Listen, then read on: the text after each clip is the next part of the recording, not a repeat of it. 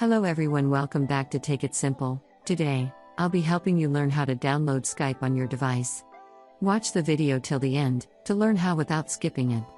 And subscribe to our channel if you haven't yet. Don't forget to press the bell icon so that you'll receive instant notifications as soon as we post a new video. To download Skype on your device, go visit your Play Store or your App Store. For your iOS, simply tap it on and in the search box type in Skype, and as soon as you find the app, tap it on.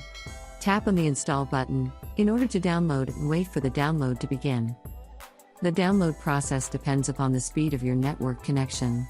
So be patient on that, and after it is done, wait for it to install on your device.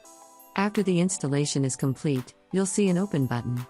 Tap on the open button, or you can go to your app list, and you'll find the app installed on the device. Tap it on, and there you go. Sign into your account by tapping on. Let's go and start Skyping. That is how you can download Skype on your device easily. I hope you found the video useful. If you did, go ahead and give it a thumbs up. Feel free to comment down below in the comment box if you have a question or feedback.